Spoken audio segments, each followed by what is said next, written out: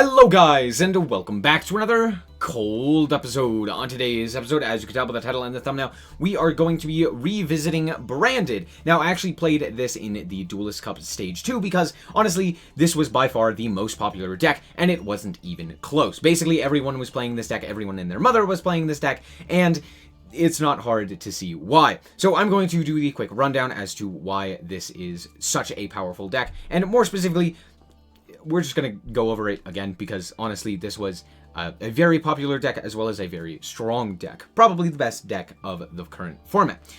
So let's quickly do the card by card. I'm running 43 cards. Realistically, I never used this card. I could have made it a 42 card list. This card never did anything. Not once. So, in all honesty, you could probably cut this. It wouldn't change anything. It would just make the deck maybe more consistent, but having it's still nice. So let's do the Despians first. We have Triple Tragedy because it's very good just in general. Being able to banish it off of Allure, being able to use it as fusion material with polymerization, being able to pitch it off of a branded opening or, you know, with a branded in red or something like that. Just very nice to have in general. Not too much of a brick, but kind of a brick occasionally. Then, of course, we have the Triple Aluber. Pretty standard. We have the one Dramaturg and the one Ad Libitum. These two are more bricks than anything else. So yeah, of course, we're just running the one of each. And then, of course, we are running a whole bunch of branded targets. We have the triple branded fusion, we have the one branded loss, we have the double branded opening, and of course the double branded in red, and then one branded banishment. Again, you could probably cut this, not really going to change much. But yeah, branded in red is absolutely crazy. But you don't want three of it. You only want to be able to search this, and you want to be able to search it more than once, but you generally don't want to have it 3 times. Yeah. That's basically it. And then, of course, the targets for the branded fusion, Fallen of Albaz, running 2 of this. We rarely want to see it, but there's that. As for the rest of the weird pseudo cards, like pseudo monsters that just kind of like have incidental synergy, we have one Ecclesia. Ecclesia is a good light target to bin to the graveyard in order to go for your Albion, or in order to just you know, send it to the graveyard for like a fusion summon in order to add it back to hand and just constantly get that advantage of an additional monster. So yeah, very nice to have. We have the one Mercurier. Mercurier is just an extra negate. If you have something like Lost, you can go and search additional cards to interact with your opponent even more. And then the one Kit, for, again, similar reasons. If, like, you're able to get a branded Lost, you can search this and then potentially go for another branded fusion, or you could search out the branded in red so that you don't have to banish using your Mirror Jade effect, which is nice. As for the rest of the monsters, triple Maxi, triple Ash Blossom, and one Nibiru, that's it for the hand traps. Why? There's no real reason to run anything else. This deck is really consistent and is able to play through a lot without a myriad of hand traps, or without a whole lot of board breakers. The only board breaker we're playing is the double super polymerization, and as you can see in the extra deck, we're also not running a whole lot of actual like targets for the super polymerization, and the reason for that is, simply put, you don't need them. You just don't. Oftentimes you will have something that you can normal summon and then super polymerize with, so that's basically it. I didn't really want to cut anything else because everything else I have used and has come up in the exact numbers that we are playing them. So yeah, there is a reason that we are playing everything, so there's that.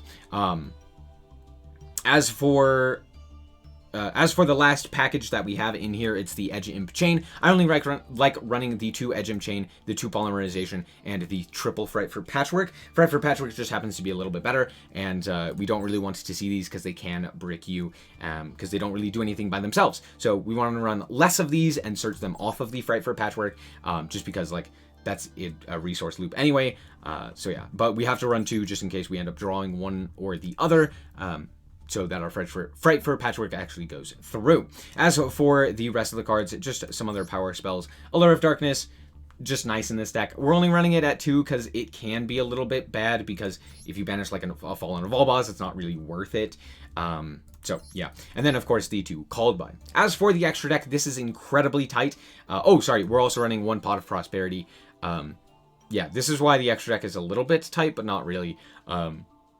This just kind of is additional recursion and stuff like that. I know it's weird running like Prospe with Guardian Chimera and Allure and stuff like that, but in all honesty, it's just that good of a card. It's absolutely insane. Being able to see 6 cards deep in order to potentially draw something like a super polymerization or an additional out or what have you is absolutely crazy. So let's quickly discuss the extra deck. So we have one Dragostapelia. This is basically our only fusion summon or super polymerization target. Yeah, it's just absolutely insane. But more importantly, it is just overall a decently good card with a negate and the like. Moving on, we have the one Titaniclad, we have the one Brigand. These two are the corner cases for like your Fallen of Albaz, so that you have more Fallen of Albaz targets in case you happen to draw it. Or just like if you need to OTK or something like that with Titaniclad, or if you need to potentially get another monster off the field with Brigand. Yeah. Also, Brigand is more the target that we send to the graveyard if we've already sent something like an Albion. So there's that. And then, of course, the two Albion. You can summon it. You want to send it to the graveyard. You at least want to be able to have one for each on a given turn. So that's why we're running the two. One Despian Q. This card is absolutely goated. If you're not playing it, that is a mistake. This card is absolutely insane. It allows for a lot more corner cases to be covered by this card in particular, especially against non-fusion decks. Yeah, it just kind of like shuts down a whole lot. You can end on this. I think ending on this is better than ending on like a single Masquerade, just because it also floats and it does a lot more work against a wider variety of decks. Masquerade's nice, but not insane. Then, of course, we have the double Masquerade. It does come up a lot where you want to have the second one. But honestly, never really came up that I needed the third or even wanted to go for a third one. Like, if I wanted to go for a third, it's honestly better most of the time to just go for a Q or, like, a myriad of these other monsters. Then we have the double Mirror Jade. Honestly, same reason. Rarely comes up that you even need more than one. But it does come up occasionally, and this is the boss monster, the card that you want to go into, so there's that. Then, of course, we have two Lubellion. Most people only play the one of this card, but the reason that I don't is because there are a lot of times where I want to have it on field, and we don't get to shuffle it back due to, like, banishing it with Albion or, you know, using it as, like, an actual on-field body to potentially go into like a Guardian Chimera or what have you. So there are reasons to have the second one, but I did tend to banish at least that extra one off of the Pot of Prosperity. And then, of course, we have the two Guardian Chimera. Honestly, the second one doesn't really come up all that often, but it did occasionally. So there's that. As for the cards that I'm not playing, there's the new, this guy, Alba Lenatus. It's nice, because it's basically a contact super poly, which means you don't actually have to activate the Fallen of Albaz, but only for dragons. Now, notably, Albion is a dragon, and that's it. Everything else in Branded is not a dragon. This is good against, like, Dragon Link, and other than that, it's not really that great. It does allow you to also, like, go for polymerizations and branded fusion, but it doesn't allow you to, like, set branded in red, so it's not really worth it to run. The fusion materials aren't as useful as well. You know, I think, like, Brigand is a little bit more valuable, same with Titaniclad. Also, both of these allow you to grab a Fallen of Albaz, which is very nice. So there's that. Could I play it? Yes. Would I switch out something like Brigand? Maybe, but honestly, probably not. And then, of course, we have the Predaplant Verite Anaconda. No, I would not cut this card. This card is absolutely insane. It allows you to potentially go for, like if you're able to get, like, a branded opening and a normal summon, you can then pivot into a Verite if they, like, end up stopping, like, your branded fusion or something along those lines. You could just go Verite, do the branded fusion line anyway, and you're still able to end on a Mirror Jade, which is hype. So there's that. Anyway, that's going to be it for the deck profile. Let's hop into the replays and show you how this deck performs. Alright, real quick, I did want to show you guys the like, win rate that I had. It didn't start out great, but honestly, it ended pretty good. Yeah, not insane. I didn't play, like, an insane number of games, but I did play enough, and lots of wins, very few losses. There you go. The deck's just really good. Alright, so here we are going first, and not the greatest of hands, but I think we can make this work. We do have Kit to potentially search a branded fusion, but we're going to start by searching out the polymerization and the edge imp chain. We're then going to immediately use polymerization in order to go into Masquerade. This will then allow us to trigger the tragedy and then in chain the edge imp chain, so we can block for an Ash Blossom. We're then going to go for Aluber. Aluber will then search out the branded fusion, and we will fire the branded fusion. My opponent doesn't have anything. Fantastic. I'm actually going to go for Albion here. And I know what you're thinking. Why are we going Albion? Well, we have a Darkened Grave, so we can actually just banish them in order to go for a Lubellion. So yeah, we're going to do that. We're going to banish the Edge Imp and the Albaz in order to go into Lubellion, which then allows us to have an extra material on our side of the field for a potential Guardian Chimera or what have you. It's just nice to have this.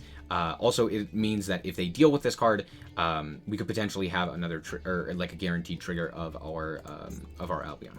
Anyway, we're then going to fuse into our Mirror Jade here, and we're going to put him right there. Then we're going to special summon out the Kit, activate the effect in order to search out a Lost here, and then shuffle away the Frightful Patchwork. We're then going to banish the Kit with our Mirror Jade, activate the Branded Lost, set a card, and then go for the Branded in red. I highly prioritize getting Lost here. The reason for that is because it is absolutely insane value. It gets you Mercurier. It gets you to have basically a no response to the summon of your monster with Branded in red, which means that your opponent can't like negate the effect of a Guardian Chimera. They can't really do anything.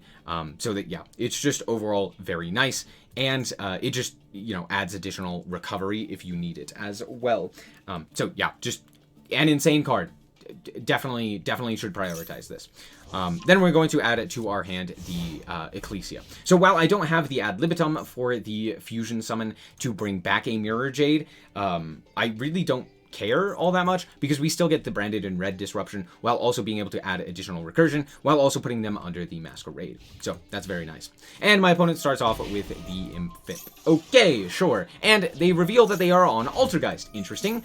But yeah, out comes the Multifigure, out comes the Siliquid, this guy. They're going to shuffle away the Masquerade, which is interesting, but sure. And they are then going to activate Secret Village of the Spellcasters while also having set a card. Whoops, didn't mean to do that, but that doesn't matter because we are going to pop both of their cards by using two monsters on the field as well as our Tragedy that we searched in order to go for Guardian Chimera. This will then allow us to activate the effects and just chain block all of our things.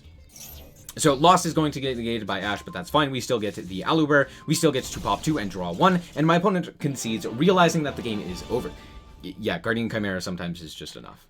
Alright, here we are going first with Nibiru. You hate to see it, but honestly, this hand is pretty tragic. Unless we get something off of this Pot of Prosperity. So we're going to go and banish 3, because basically, like, the entire deck does something here. Okay, polymerization, sure. I guess I should have banished 6. It would have been a little bit better, but that's fine. We're going to go for Branded Lost here, and then go for the polymerization, fusing off the Nibiru and our Tragedy. This allows us to go for Masquerade, search out 1 and 2 cards, while we still have Mercurier, which is very nice. We're then going to normal summon the Aluber, and search out our Branded Fusion. Cool. Branded Fusion activates. My opponent still has nothing. Okay, great. We're going to go for the Lubellion. Lubellion's effect is going to activate. We're going to pitch the Kit in order to fusion summon, and we're going to go for a Mirror Jade. And then at this point, we will activate the Mirror Jade, pitching or banishing our Aluber, and then also setting a Branded in red. I very highly prioritize the Branded in red with Branded Lost, being able to basically turn your opponent's effects, or being able to basically prevent them from actually activating anything. They do have the Super Polymerization, and I see the Dragon Maid tidying, and I'm like, oh, interesting. So away goes our Masquerade, but that's fine. Out comes Dragostapelia, sure. We're going to make sure that we are able to wipe their field during the end phase, and out comes Change Over. Now, because of the way that things work here, we get to go for the Branded in red and pop their Shion, if we so chose, with a Guardian Chimera, and I'll show you. So we're going to add the Tragedy, we're going to special summon back the Masquerade, and then we are going to fuse off all of our monsters, including the Mercurier, in order to go for Chimera. Now what we can do is we can go Chimera 1, Lost 2, and then Mercurier, Tragedy 2, Lost 3, and then Mercurier as 4. They will negate the Mercurier, which wasn't really doing anything. I think it would add like a Fallen of Albaz, which, okay. we're just going to add the Fallen Revolvers off of Lost anyway. Not really that big of a deal. But yeah, they're going to negate that. We are going to then add the Aluber, and then we are going to draw 2 and pop their last card. We did draw the Fallen Revolvers, which is very funny. So main phase 2 happens. They are going to then bounce back their Aranus in order to also add back their changeover, and then get their last card popped with the Mirror Jade. But at this point, I think the game is basically over, especially since we drew into Max C. Cool, fair, and balanced Yu-Gi-Oh card. We're gonna add the Polymerization and the Edge of Chain, and then go for the Aluber, to the which they will then activate their Crossout, crossing out the Branded Fusion. That's fine. We will just then polymerize into our Lubellion, and at this point, my opponent realizes that the game is over because I basically have everything here and concedes. Oh, hold on, I'm a little bit early. Yeah, there it is. I told you I knew what was happening. Alright, here we are going first against a 60 card list of branded. I promise it's branded. I know 60 cards and branded doesn't really make a whole lot of sense. And I agree, it doesn't. But sure. Anyway, we are going to go for the Aluber here, and then we are going to search out the Branded Fusion. Branded Fusion is going to activate, and we're going to dump 2 cards, and we're going to go into Lubellion. You've seen all of this before. It's really not that exciting. I'm not going to lie to you. Anyway, we're going to dump the Edge of Chain to go for Mirror Jade, yada yada. Search out the Ad Libitum. Cool, cool. Then we're going to activate the Edge of Chain to add the Fright for Patchwork. And at this point, I'm like, I don't really think that there is a whole lot more that I could do with this polymerization, so I think I'm just going to hold the polymerization and just set Super Poly, as well as set our branded in red. Not the greatest, but they still have to contend with this potentially blowing up their field. We have the Ash Blossom in hand, we have Super Polymerization, and we have branded in red for a potential follow-up as well, so I'm not honestly all that shook. They have Called By, which would have absolutely destroyed my branded in red, but instead they decided to Called By the Albion after it has already activated its effect. I really wish I could tell you what was going on. Like, sometimes I faced really good players, and then sometimes I faced this. Anyway, out comes the grass, but luckily we have Ash Blossom, and they decided to waste their Called By. Yeah, okay. Anyway, out comes the Branded Fusion. Sure. They go for the Branded Fusion. They're going to go for a Lubellion. Cool. Awesome. Fantastic. Love to see it. They're going to go for this Pitching Ito. Wow, they are really just on the worst possible cards that they could potentially be playing, including the Branded Dragon. I really don't know what this list is, but I don't want to know. Anyway, they're going to then search out another Aluber. Sure, they're going to shuffle back for Masquerade. What is your plan here? Anyway, they're going to then banish in order to add back their Branded Fusion, which is fine, and then just proceed to the end phase, to the which I will then activate my Super Polymerization, dealing with their entire field, and go into my own Dragostapelia. They will then bring back their Masquerade, which is a choice, I guess, and we draw into the Branded Fusion, which isn't really all that necessary, but we are just going to activate our Mirror Jade, banishing their monster, and then go Polymerize in order to go into Guardian Chimera, which will draw us 2, and also pop their monster, while also being able to summon back our Mirror Jade, which is enough damage for lethal. So they realized that, surrendered the game, and great play there, sir. Alright, and here we are going second with, honestly, not a terrible hand, but it's also not great. However, we're playing against branded. Yes, there was this many branded players. I mean, I'm one of them, so I don't really have anything to say, but it's just like, yeah, this is kind of what we expected to see. This is the best deck. Okay. Cool. Anyway, they're going to go for their Mirror Jade here. They put it in an attack position because reasons. That will come up later. So they are going to then go for their Fright for Patchwork to search out their Edge of Chain as well as their Polymerization, and then go for the Aluber in order to grab branded in red. They're going to set to 2 and pass. So here we just need to draw, not that, okay, not the greatest, that's fine. Draw into the Super Polymerization, that's what we wanted. So we're going to search out with our Tragedy, the Ad Libitum. We also drew into Branded Loss, which is quite possibly the 2 greatest draws that we could have had ever. So there's that. Anyway, we are going to then pitch the Nibiru that we just drew in order to go into our own Masquerade. Happy day. Cool. That's Masquerade number 1. We're also going to then search out the Mercurier because we got it off of our Branded in Lost. So now we can go for the Branded Fusion in order to go for Lubellion. Lubellion will then pitch the Ad Libitum in order to shuffle back 2 for an Albion. Albion will then activate its effect in order to go for 1/2 to go for another Masquerade. Then we can normal summon out the Aluber in order to activate or in order to add the Branded in red and proceed to the battle phase. To the which they will activate their Branded Banishment, taking 12. They're going to target their Mirror Jade. No. no. We're just gonna say no to that. They will then activate their Branded in Red to grab their Tragedy to then Fusion Summon using the Ad Libitum in hand to allow them to go into Q. Q will then, be a massive problem, but that's fine. They're going to then bring out their Mirror Jade as well as chain their Tragedy to search another Aluber. They're taking 12 the entire time, so at this point, they are very low on life.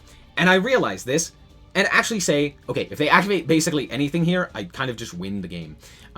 So, let me explain. We're going to walk in with the Aluber because they ever so kindly gave us the Mirror Jade in attack position. So we're going to walk in with the Aluber, putting it in the graveyard since we didn't have a target for our Branded in Red. We're then going to activate the Branded in Red, to the which they will activate their Mirror Jade, to the which I will then Mercurier. For some reason, I forgot I called by this, but it's fine.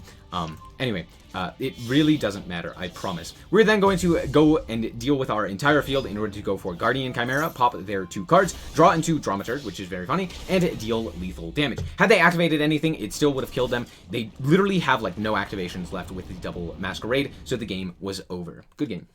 Honestly, I like this deck being the best deck. Reason being, a lot of the plays are pretty interesting. There is a lot that you can actually do with the plays, and there's a lot that you can do to play against it. It's not like a big blowout in any way. They have spells and traps that you need to worry about, while also having monster effects that you have to worry about. So it's not just a one big blowout card that can just kind of win you the game, like for example a Lightning Storm or a Dark Ruler. On top of that, they are very interactive in the way that they actually play the game, other than the Tax Dragon, which is a terrible mistake of a card, but the rest of their cards are very interesting.